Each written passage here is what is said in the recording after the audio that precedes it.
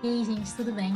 Então, na nossa última aula a gente viu um pouco da teoria da função afim, vimos alguns exemplos também, como ela é usada, e hoje a gente vai ver mais como ela é cobrada com alguns exercícios. Bom, para não ficar um vídeo muito longo, a gente vai fazer 3 exercícios. 2 são bem tranquilos, eu vou falar para vocês como faz. E o terceiro exercício, que é um pouquinho mais complicado, a gente vai usar a ajuda do Python. Então vamos lá. O primeiro exercício é do Enem e ele fala assim: uma indústria automobilística está testando um novo modelo de carro. 50 litros de combustível são colocados no tanque desse carro, que é dirigido em uma pista de testes até que todo o combustível tenha sido consumido. O segmento de reta no gráfico mostra o resultado desse teste, no qual a quantidade de combustível no tanque é indicada no eixo Y vertical e a distância percorrida pelo automóvel é indicada no eixo X horizontal. Ele poderia ter falado também o eixo das ordenadas e o eixo das abscissas, que aí seria o eixo das ordenadas o Y e o eixo das abscissas o X. Para lembrar disso, eu chamo de abscissas, que eu sei que é escrito com X. É bobo, mas funciona. E eu sei que o eixo das abscissas é o X. Então, beleza. Bom, ele quer a expressão algébrica que relaciona a quantidade de combustível no tanque e a distância percorrida pelo automóvel. Ele te deu o gráfico, que é a função. Tranquilo. De cara a gente já sabe o quê? Que é uma função decrescente, porque a reta dela está decrescendo. Conforme passa a distância, o combustível vai diminuindo, certo? Se é uma função decrescente, que a reta dela é assim, o que isso significa? O que isso diz pra gente, que a gente viu na última aula? O que muda na nossa função se a gente tem uma função decrescente? O nosso A, que é o termo que acompanha x, ele é negativo, certo? Então, a nossa lei da função do primeiro grau, ela é y igual a x mais b. Se eu tenho uma função decrescente, o meu a ele é negativo. Então, de cara, eu já elimino as alternativas d e e, porque elas têm o a positivo. O termo que acompanha x é positivo, então já sei que não são elas. E o b, que é o termo que fica sozinho, quem é? Bom, no gráfico, eu acho o nosso b vendo quem que corta o eixo y. Onde que corta o eixo y? Então, aqui nesse caso, eu estou vendo que o eixo Y é cortado em 50, tá vendo? É sempre onde corta o eixo Y é o nosso B, sempre. Então, nesse caso, já eliminamos todas as outras, só fica B pra gente. Nosso A seria menos 1 sobre 10, e o nosso B, que é onde corta o eixo Y, é 50, certo? Então, alternativa B, bem tranquila essa questão. Segunda questão é: as curvas de oferta e de demanda de um produto representam, respectivamente, as quantidades que vendedores e consumidores estão dispostos a comercializar em função do preço do produto. Em alguns casos, essas curvas podem ser representadas por retas. Se ele fala que a curva pode ser representada por reta, a gente já sabe que é função afim. Suponha que as quantidades de oferta e de demanda de um produto sejam, respectivamente, representadas pelas equações.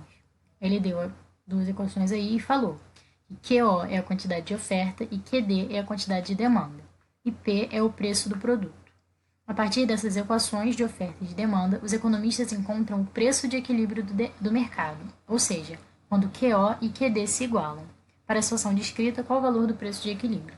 Bom, então ele ainda foi bem bonzinho na questão, que ele falou que o preço de equilíbrio é dado quando QO e QD se igualam. Então, tranquilíssimo, a única coisa que a gente tem que fazer é igualar QO e QD. E aí ficaria como?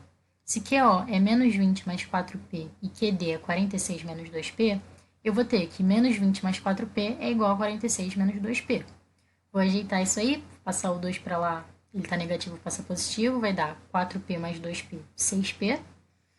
Passo o menos 20 para o outro lado, positivo também, porque ele estava negativo. 20 mais 46, 66. Então, o que eu vou ter? 6P é igual a 66. 66 dividido por 6, 11.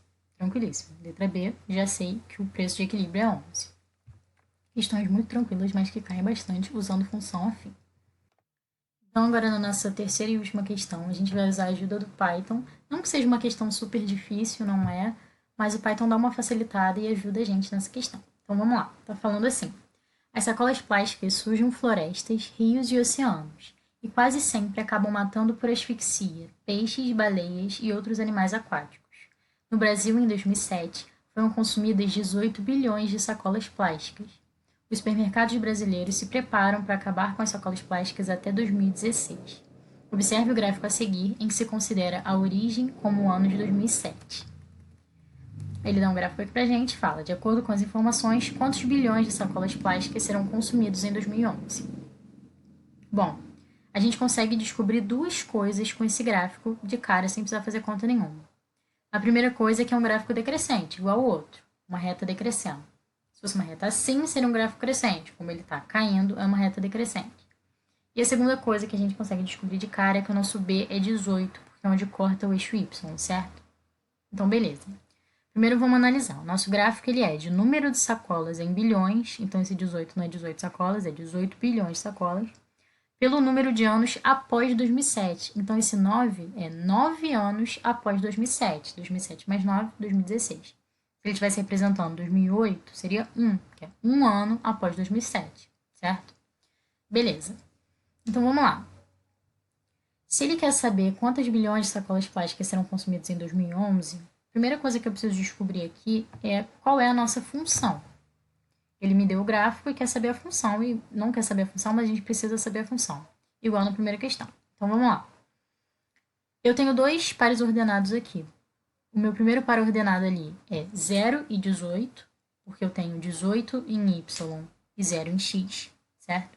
E embaixo aqui eu tenho 9 e 0, que nesse caso o meu X é 9 e o meu Y é 0. Então, beleza. Eu posso.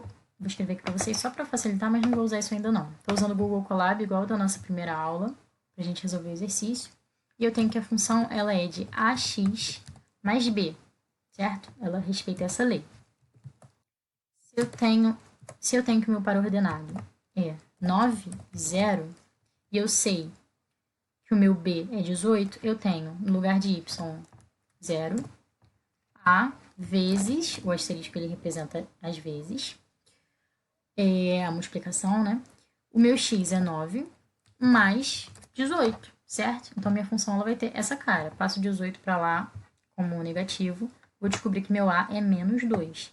E faz um super sentido com a nossa questão, porque se a nossa função é decrescente, o a que acompanha x, ele tem mesmo que ser negativo. Então, aqui de cara, eu já descobri que a minha função, de cara não, depois de um cálculozinho fácil, a gente descobriu que a nossa função é menos 2 vezes x mais 18, certo? Mas quem é o meu x? Meu x ele é 2007, ele é 2011, como a gente quer descobrir aqui? Não. Ele é o número de anos após 2007. Se eu quisesse, como eu falei para vocês, 2008 seria 2008 menos 2007. Se eu quisesse 2009, seria 2009 menos 2007. Então é sempre o ano que eu quero menos 2007 para descobrir quantos anos após 2007. Então meu x é o ano que eu quero menos 2007. Mas quem é esse ano?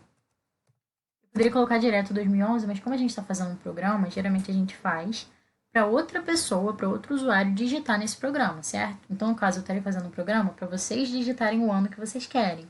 E aí eu não precisaria fazer um programa para 2011, um programa para 2009. Eu posso rodar o mesmo programa várias vezes e cada hora botar um ano diferente. Então, eu vou botar a nossa variável ano aqui. Eu fiz de trás para frente para vocês entenderem a minha linha de raciocínio. Mas, no caso, o programa ele deveria ser feito nessa ordem, como está escrito aqui agora. E a gente poderia começar por cima, óbvio, eu só comecei por baixo para mostrar mesmo.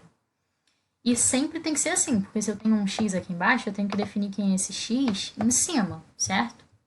Então, beleza. Até agora eu defini a minha variável x sendo o ano menos 2007 e defini a nossa função, que é y igual a menos 2 vezes x mais 18. Mas quem é o meu ano?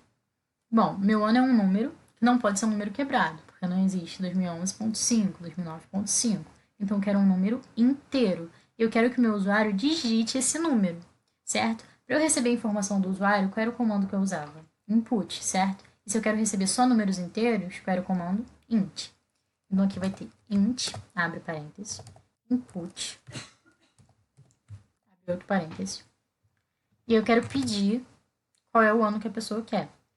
Então, eu coloco entre aspas, porque eu quero escrever um texto. Então, vai ser digite o ano. Não pode esquecer de fechar os parênteses. No Google Colab ele já fecha pra gente. Então, aqui eu criei uma variável pedindo só números inteiros.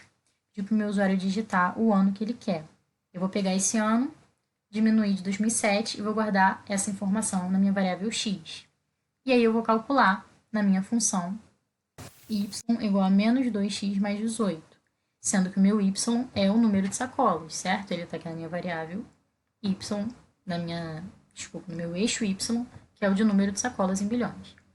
Então aqui eu vou pedir no final para ele imprimir na tela, usando o comando print, de um número de sacolas, abrir as aspas porque é um texto, no ano de, sair das aspas, vírgula, porque agora eu quero colocar para ele imprimir uma outra coisa.